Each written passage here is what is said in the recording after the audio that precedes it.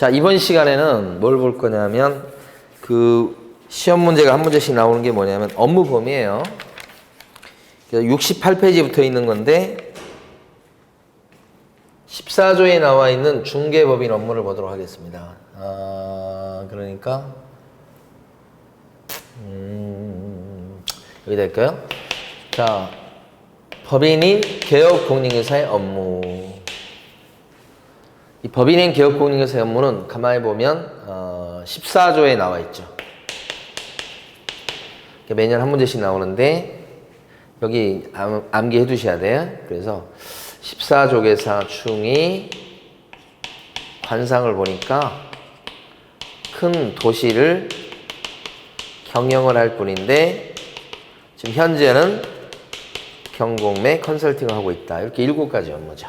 그러니까 이 중개법인은 이렇게 7가지 업무를 할 수 있고 나머지는 할 수 있어요, 없어요? 못하는 거예요. 요 업무에 들어간 것 중에서 가만 보면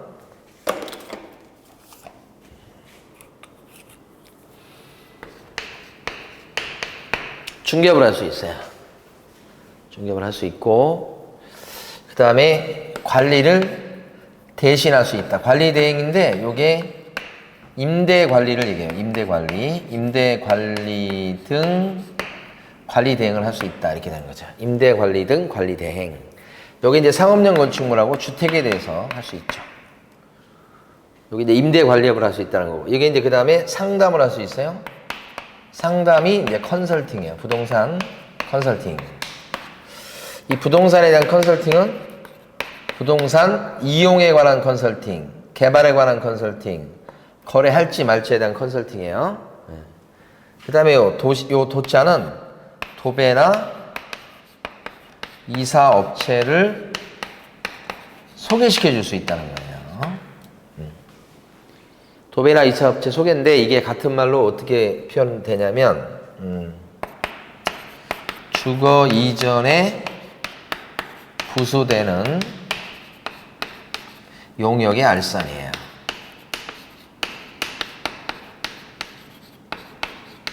이렇게. 주거 이전에 부수되는 용역의 알선. 이렇게. 이걸 할 수 있다는 거예요. 이게 경영 컨설팅이에요. 이건 다른 거죠. 이것은 이제 요거고. 그 다음에 이제 할 수 있는 게 경영 정보의 제공. 경영 컨설팅. 경영 기법의 제공인데 이건 누구를 대상으로 하는 거냐면 부동산 사장님인 개공을 대상으로 하는 것만 법인 업무가 되죠.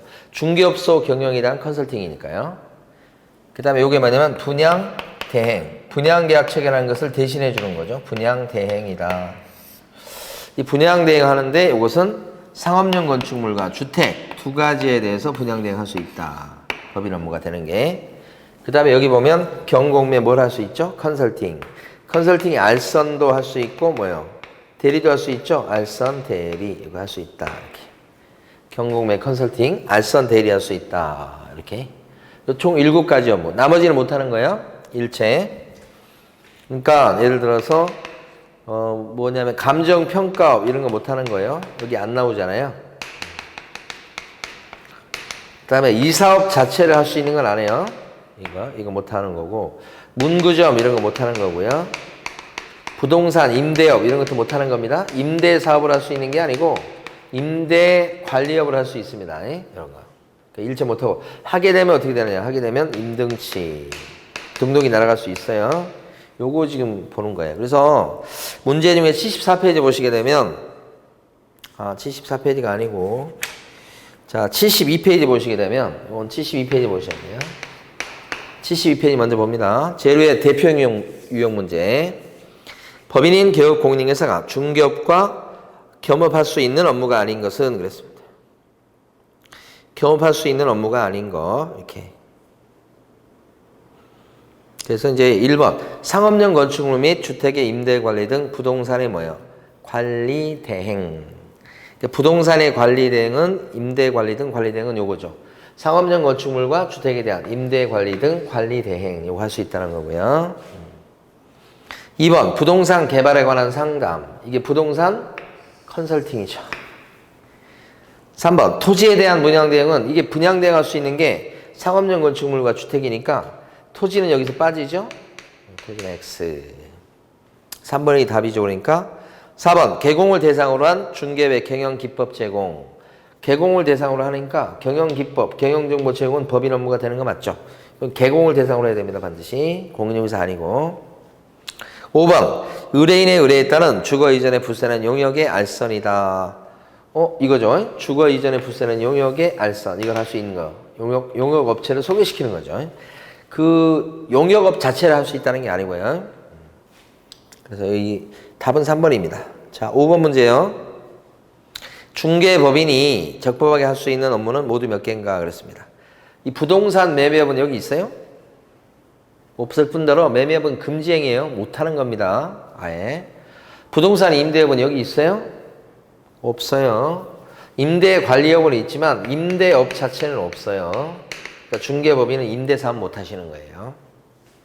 일단 부동산 개발업은요? 없어요. 여기 보면 부동산, 이용에 관한 컨설팅, 개발에 관한 상담 이런 거 있어요. 거래에 관한 상담 이런 건 있어요. 그러나 개발업 자체는 없어요. 그래서 부동산 개발업 그러면 법인 업무가 아니에요. 그 다음에 리얼번 중개업의 부세는 용역업. 여기도 중개업의 부세는 용역의 알선업이지 용역업 그러면 도배업, 포장이사업 이런 걸 얘기해서 업무가 아니에요. 용역의 제공 이것도 아니에요. 이것도 아니고 이것도 아니고. 용역의 뭐예요? 용역의 알선이죠. 제공 그러면 안 돼요. 이것도. 그 다음에 미음번 주택 상가 건물의 분양 대행 이렇게 나왔죠. 분양 계약을 대기는 주택 상가에는 분양 대행은 들어가죠. 이건. 그 다음에 마지막에 중개업의 창업 기법 및 창업 정보의 제공이라고 돼 있죠. 요게 창업 이게 경영 중개업소 운영하시는 사장님에 대한 경영 컨설팅이죠. 이게 창업 컨설팅이 아니에요. 창업 정보 제공 그러면 안 된다고요. 창업 정보 제공이 아니고 경영 정보 제공이고요. 그냥 미음말 하나밖에 없죠. 자, 오른쪽에 6번 가십니다. 21세기 법인인 개혁공인중개사가 현행 법령에 따라서 적법하게 수행할 수 있는 업무를 모두 고른 것은 기억번 주택법상 사업계획 승인 대상이 아닌 주택의 분양 대행 그랬죠. 사업계획 승인 대상이 아닌 주택. 사업계획 승인 대상이든 아니든 주택에 대해서 분양 대행할 수 있죠.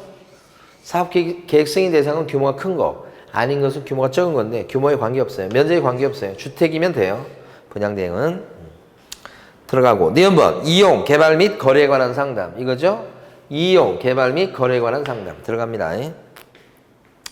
그 다음에 디귿번 이사업체나 도배업체 등 중개업의 부세는 각종 용역업이다. 용역업을 할 수 있는 건 아니죠. 용역업은 아니고. 그 다음에 이제 리얼번 공인중개사를 대상으로 한 중개업의 창업 기법 및 창업 정보의 제공이라고 되어 있는데 아니에요. 자, 창업 컨설팅이 아니고 개공을 대상으로 한 경영 컨설팅입니다. 그래서 이것은 아니고. 자, 그 다음에 미음번 상업용 건축물 및 주택의 임대 관리 등 부동산의 뭐요? 관리 대행. 이것도 이제 관리 대행이 임대 관리업이죠. 이건 들어가는 겁니다.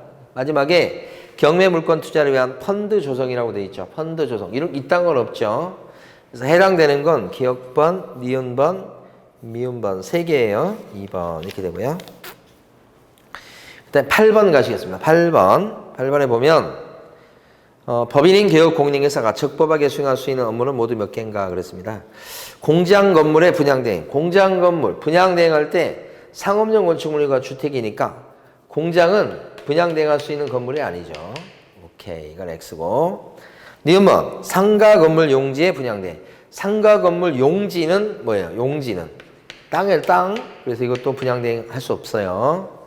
자, 디귿번 의뢰인의 의뢰에 따른 도배나 이사업체 운영. 도배나 이사업체를 직접 운영하는 건 아닙니다. 도배업, 포장 이사업 안 되고 도배나 이사업체 운영도 안 되는 거예요. 직접 할 수 있다는 게 아니고 소개만 하는 거죠. 알선? 네.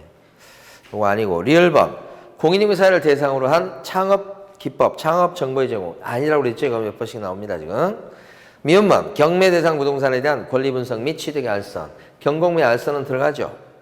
마지막, 경매 대상 부동산의 부동산 이외의 동산의 매수신청 대리. 동산 아니죠? 경공매 부동산에 대한 알선과 대리입니다. 부동산에 대한 거. 자, 그 다음에, 자, 그러면 이제 업무에 해당되는 거 한 개밖에 없어요. 미음반 한 개밖에 없죠. 여기까지 했고. 그 다음에 이제 뭐가 있냐면, 생각해 보시면, 개인 어떤가? 이거 잠깐 보고 이제 문제 들어갈게요. 개인 보면, 공인중개사인 개공이나 부칙 개공 얘기합니다.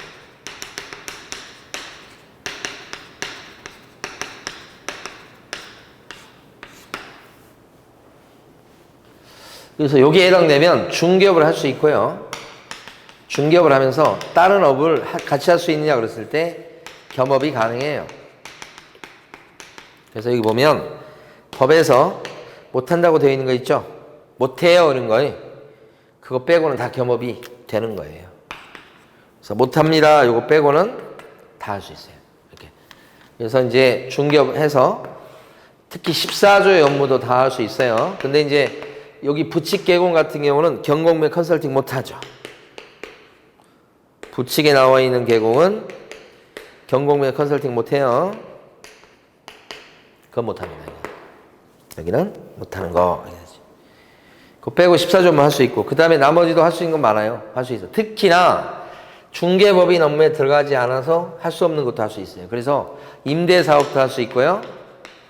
포장 이사업 같은 것도 할 수 있고 그렇습니다. 여기가 이제 핵심이요. 이사업이나 임대를 못하는 건 법인이 그렇고요. 개인은요. 할 수 있어요. 열려 있어요. 네, 이렇게.